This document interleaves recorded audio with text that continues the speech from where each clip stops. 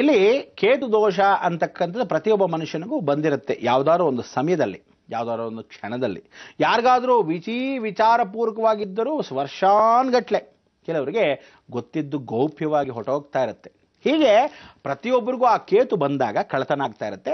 ಕೇತು ಬಂದಾಗ ಗಡಿಯಾರಗಳು ಕಾಲಚಕ್ರವನ್ನು ಅವರು ತಿರುಗಿಸ್ತಾ ಇರುತ್ತೆ, ಇವನು ತಿರುಗಾಲ್ ತಿಪ್ಪಿ ಥರ ಓಡಾಡಿಸ್ತಿರುತ್ತೆ. ಕೇತು ದೋಷ ಬಂದಾಗಲೇ ವಿಚ್ಚಾಟನ, ಅಂದರೆ ಯಾವ ಕಾಲಕ್ಕೂ ಡೈವರ್ಸ್ಗಳು ಹೆಚ್ಚಾಗ್ತಾ ಇರುತ್ತೆ. ಯಾವ ಕಾಲಕ್ಕೂ ಅವನು ಬಿಡಲ್ಲ, ಇವನು ಬಿಡಲ್ಲ ಅಂಥೇಳಿ ಒಬ್ರಿಗೊಬ್ಬರು ಸಂಬಂಧವೇ ಇಲ್ಲದೆ ಇದ್ದ ಹಾಗೆ ಕಚ್ಚಾಡ್ತಿರ್ತಾರೆ.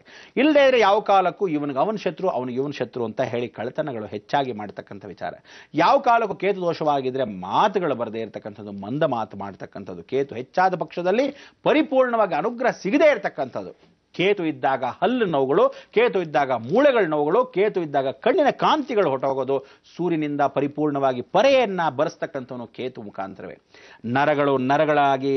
ನರಗಳಾಗಿ ಒಳಭಾಗದಲ್ಲಿ ಗಂಟನ್ನು ಕಟ್ತಾ ಇದ್ದ ಪಕ್ಷದಲ್ಲಿ ಅದು ಕೇತುವಿಂದನೇ ಆಗ್ತಕ್ಕಂಥ ಅನಾಹುತಗಳು. ಎಲ್ಲ ಸರ್ಪಗಳು ಬಾಲ ಎಲ್ಲಿ ಬೇಕಾದ್ರೂ ತಿರುಗತ್ತಲ್ವೇನ್ರಿ? ಆ ಬಾಲ ತಿರುಗಬೇಕಾದ್ರೆ ಯಾವ ಗಳಿಗೆಯಲ್ಲಿ, ಯಾವ ಕ್ಷಣದಲ್ಲಿ, ಯಾವ ಮನುಷ್ಯನಿಗಾದ್ರೂ ಎಂಥವನ್ನ ಕೊಡಬಹುದು, ಆದರೆ ಗೌಪ್ಯವಾಗಿ, ಗುಪ್ತೇನ ಸ್ಥಿರ. ಅದೇ ಭಾರತ ದೇಶಕ್ಕೆ ಎಣಿಸ್ತಾ ಇದ್ರೆ ಏನಾಗತ್ತೆ, ಟೆರರಿಸ್ಟ್ಗಳು ಒಳಗೆ ನುಗ್ತಾ ಇರ್ತಾರೆ ಗೌಪ್ಯವಾಗಿ. ಇದು ಕೇತು ಮುಖಾಂತರವೇ. ಇಡೀ ಜೀವಮಾನ ಕೇತು ಮುಖಾಂತರ ನೆಕ್ಸಲೈಟ್ಸು, ಹೆಸರಿಗೆ ನೆಕ್ಸಲೈಟ್ಸು. ಆದರೆ ಹೆಸರಿಗೆ ನೆಕ್ಸಲೈಟ್ಸ್ ಆದ್ರೂ ಏನೋ ಒಂದು ಯಾರು ಅಂತ ಗೊತ್ತಾಗಲ್ವಲ್ಲ. ಟೆರರಿಸ್ಟ್ ಆದ್ರೂ ಇವ್ನು ಟೆರರಿಸ್ಟ್ ಅನ್ಬೋದು, ನೆಕ್ಸಲೈಟ್ ಯಾವನ ಅಂತೀರಾ ಗೊತ್ತೇ ಆಗಿಲ್ಲ, ಪಕ್ಕದಲ್ಲಿ ಕೂತಿರ್ತಾನೆ, ಭಾಳ ಒಳ್ಳೆಯವನು ಇದ್ದಂಗೆ ಇರ್ತಾನೆ, ಅದ್ರ ನೆಕ್ಸಲೈಟು ಸಡನ್ ಆಗಿ ಗನ್ ಎತ್ತಬಹುದು. ಇದನ್ನ ಕೇತು ಅಂತೀವಿ.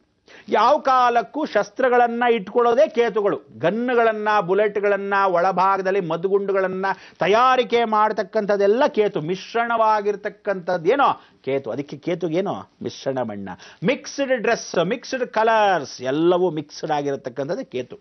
ಇವನು ಬಹಳ ವಿಶೇಷವಾಗಿರ್ತಕ್ಕಂಥ ಕೇತು ಅಂಶ. ಯಾವಾಗಲೂ ರಾಹು ಬಗ್ಗೆ ಹೇಳ್ತಾ ಇದ್ದೆ, ಕೇತು ವಿಚಾರ ಗೊತ್ತಾಗೋದು ಬಿಡ್ವಾ. ಆ ಕೇತುವಲ್ಲಿ ಕಿರುನಾಲಿಗೆ.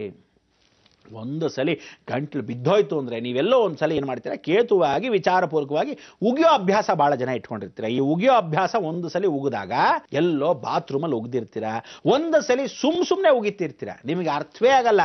ಜೀವನದಲ್ಲಿ ಯಾವ ಕಾಲಕ್ಕೂ ಸುಮ್ಮನೆ ಉಗಿತಾ ಇರಬಾರ್ದು. ನಿಮ್ಮಷ್ಟು ದರಿದ್ರ ಜೋಸ್ಯ ಪರಿವರ್ತನೆ ಆಗಲ್ಲ. ಯಾತಕ್ಕೆ ಅಂದರೆ ನಾಲಿಗೆ, ಕಿರುನಾಲಿಗೆಯಿಂದ ಬರ್ತಕ್ಕಂಥದ್ದು ಡಾಕ್ಟರ್ ಮುಖಾಂತರ ಏನು ಹೇಳ್ತಾರೆ, ಸಲೈವ ದೇಹದಿಂದ ಒಣಗೋಗ್ತಾ ಬಂದರೆ ರಕ್ತನಾಳಗಳು ಓಡಾಡಲ್ಲ ಅಂತ ಹೇಳ್ತಾರೆ. ರಕ್ತಕ್ಕೆ ಸಪೋರ್ಟು ವಾಟರ್ ಆಗಿರ್ತಕ್ಕಂಥ ಸಲೈವ, ಆ ಜಿಡ್ಡು, ಆ ಅಂಟಂಟು, ಆ ಪುರಿಪುರಿತವಾಗಿ ಜ್ವಲ, ಆ ಜೊಳ್ಳು ಒಳಭಾಗದಲ್ಲಿ ಸುರಿಸ್ತಿರಲ್ಲ, ಅದು ಪರಿಪೂರ್ಣವಾಗಿ ಇರತಕ್ಕಂಥದ್ದು. ಕೇತು ಹೊಟ್ಟೋದ್ರೆ ಮೊಣಕಾಲಲ್ಲಿ ನೀರು ಸೇರಲ್ಲ ಅಂತ ಹೇಳ್ತಾರಲ್ಲ, ಡ್ರೈ ಆಗೋಗೋದು ಯಾತಕ್ಕೆ, ಕೇತುವಿಂದಾನೆ. ಅದಕ್ಕೆ ಲೋಳೆಯಾಗಿರ್ತಕ್ಕಂಥದ್ದೇ ಕೇತು. ಅದಕ್ಕೆ ಸರ್ಪದ ಬಾಯಲ್ಲಿ ನೊರೆ ಬರಬೇಕಾದ ಪಕ್ಷದಲ್ಲಿ ಏನೋ ಹಾವಿನ ವಿಶೇಷ, ಆ ಜೊಳ್ಳು. ನೀವೇನ್ ಮಾಡ್ತೀರಾ, ಹುಡುಗಿ ನೋಡಿದಾಗ ಜೊಳ್ಳನ್ನು ಸುರಿಸ್ತಾ ಕೂತಿರ್ತೀರ, ಅಬ್ಬ್ಯಾ ಅಂತ ಬಾಯಿ ಬಿಟ್ಕೊಂಡು. ಕರ್ಮ ಇದಲ್ಲ. ಆ ಹುಡುಗರು ಅಷ್ಟೇ, ಹುಡುಗಿರು ಅಷ್ಟೇ. ಹೀಗೇ ಇರ್ತಕ್ಕಂಥ ಒಂದು ಕರ್ಮಗಳು ಬಹಳ ಜನಕ್ಕೆ. ಜೀವನದಲ್ಲಿ ತಿಳ್ಕೊಳ್ಳಿ, ಯಾವತ್ತು ಏನು ದೋಷ ಬರುತ್ತೆ ಅಂದಾಗ ಮದುವೆ ಆಗದೆ ಇರತಕ್ಕಂಥ ಪರಸ್ತ್ರೀಯನ್ನ ಯಾವುದಾದ್ರೂ ವಿಶೇಷವಾಗಿರ್ತಕ್ಕಂಥ ಕಾಡಿನ ಪ್ರದೇಶಕ್ಕೋ, ಯಾವುದೋ ಕಾರಣಕ್ಕೂ ಒಂದು ಹಳೆ ಮರದ ಕೆಳಗೋ, ಯಾವುದೇ ಕಾರಣಕ್ಕೂ ಒಂದು ಟ್ರೈನಿನ ಬೋಗಿ ಕೆಳಗೋ, ಅಥವಾ ಯಾವ ಕಾಲಕ್ಕೋ ಎಲ್ಲೋ ನಿರ್ಜನ ಪ್ರದೇಶಕ್ಕೆ ಕರ್ಕೊಂಡು ಹೋದಾಗ ಕೇತು ದೋಷ ನಿಮ್ಮ ಮಕ್ಕಳಿಗೆ ಗ್ಯಾರಂಟಿ. ಬರೆದಿಟ್ಕೊಂಬಿಡಿ. ವಂಶ ಪಾರಂಪರ್ಯವಾಗಿ ಗೊತ್ತಿಲ್ಲದೆ ಮಾಡಿರ್ತಕ್ಕಂಥ ಈ ತಪ್ಪಿಗೆ ನಿಮಗೆ ಎಂಗೇಜ್ಮೆಂಟ್ ಅಂತ ಏನಕ್ಕೆ ಮಾಡ್ತಾ ಇದ್ರು, ಆ ಕೇತು ದೋಷ ಬರದೇ ಇರಲಿ, ಇವನಿಗೇನೆ ಇವನಿಗೇನೆ ಅಂತ ಹಾಕಿಟ್ಟಿದ್ರು. ನೀವೇನ್ ಮಾಡಿದ್ರಿ ಕರ್ಮ, ಅದನ್ನೆಲ್ಲ ಬಿಟ್ಟು ಬಿಸಾಕ್ಬಿಟ್ಟು ಏನೂ ಇಲ್ಲದೆ, ಸಂಬಂಧವೇ ಇಲ್ಲದೆ ಓಡಾಡಿಸ್ತಾ ಇದ್ರೆ, ಕರ್ಕೊಂಡು ಹೊರಟೋದರೆ ವಿತೌಟ್ ಪರ್ಮಿಷನ್, ಆ ಶಾಂತಿ ಇಲ್ಲದೆ ಕೇತು ಏನ್ ಮಾಡ್ತಾನೆ, ಸಂಸಾರದಲ್ಲಿ ಮೆಂಡಲ್ ಹಿಸ್ ಫಿಂಗರ್ಸ್ ಅಂದಾಗ ಒಳಭಾಗದಲ್ಲಿ ಜೀವನ ಚದುರಂಗ ಮಾಡಿಬಿಡ್ತಾನೆ. ಹುಷಾರ್. ಆ ಕೇತುಗೆ ನಿಮ್ಗೆ ಇನ್ನೂ ಅರ್ಥವೇ ಮಾಡ್ಕೊಳ್ಳಲ್ಲ. ಮಕ್ಕಳು ಕಣ್ಣಿಲ್ದೆ ಹುಟ್ಟುತ್ತಾರೆ. ಮಕ್ಕಳು ಯಾವ ಕಾಲಕ್ಕೂ ಮಂದ ಬುದ್ಧಿಯಾಗಿ ಹುಟ್ಟುತ್ತಾರೆ. ಮಕ್ಕಳು ಗಂಟ್ಲಲ್ಲಿ ಮಾತು ಬರೆದಿದ್ದ ಹಾಗೆ ಮಾತೇ ಆಡಲ್ರಿ ನಮ್ಮ ಮಗು. ಯಾಕೋ ಎಷ್ಟು ದೊಡ್ಡವನಾದ್ರೂ ಮಾತಾಡಲ್ಲ.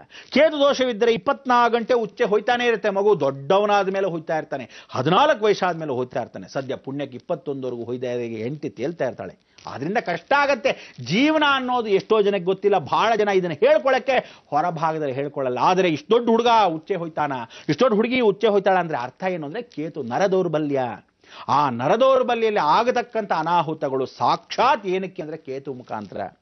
ನರಗಳು ಸಾಯೋ ಸಮಯದಲ್ಲಿ ಕೇತು ದೋಷ ಯಾವತ್ತು ಬರುತ್ತೆ ಅಂದ್ರೆ ಇವನು ಮಾಡಿರೋ ಕರ್ಮಗಳು, ಇವನ ದಶೆ, ಪ್ರತಿಯೊಂದು ದಶೆಯಲ್ಲೂ ಕೇತು ಭುಕ್ತಿ, ಕೇತು ಅಂತರ್ಭುಕ್ತಿ ಬಂದಾಗ ಇವನ ಬೆಡ್ರಿಡನ್ ಆದಾಗ ಅವನಿಗೆ ಗಂಟುಗಳು ಕಟ್ಟಕ್ಕೆ ಶುರು ಆಗುತ್ತೆ. ಗಡಿ ಕಾಲ್ ಗಂಟು ಕಟ್ಟತ್ತೆ, ಇಲ್ಲ ಹಿಮ್ಮಡಿಯಲ್ಲಿ ಕಟ್ಟತ್ತೆ, ಇಲ್ಲದೆ ಹಿಪ್ಪಲ್ಲಿ ಕಟ್ಟತ್ತೆ, ಇಲ್ಲ ತಲೆ ಭಾಗದಿಂದ ಕತ್ತಲ್ಲಿ ಕಟ್ಟತ್ತೆ. ಆಗೇನ್ ಮಾಡ್ತಾನೆ, ಕತ್ತಿಗೆ ದೊಡ್ಡ ಬ್ಯಾಂಡ್ ಹಾಕೋಬೇಕು. ಕೇತು ದೋಷ. ಮೂಳೆಗಳಲ್ಲಿ ನೀರಿರಲ್ಲ, ಡ್ರೈ ಆಗೋಗುತ್ತೆ. ಅದು ವಿಶೇಷವಾಗಿ ಕೇತು ದೋಷ. ಇದೆಲ್ಲ ಯಾಕೆ ಆಗೋದು ಅಂದ್ರೆ ಕಾಲಚಕ್ರ ತಿರುಗಿದೆ ಇರೋದಕ್ಕೆ. ಅದಕ್ಕೆ ಹೇಳೋದು, ಇಂಥವರ ಮನೆಯಲ್ಲಿ ಹೆಂಗೆ ಸೂಚನೆ ಮಾಡೋದು ಅಂದ್ರೆ ನಿಮಗೆ ಗೊತ್ತಿಲ್ಲದೆ ಗಿಫ್ಟ್ ಬರುತ್ತೆ. ವಾಚ್ಗಳೇ ಗಿಫ್ಟು.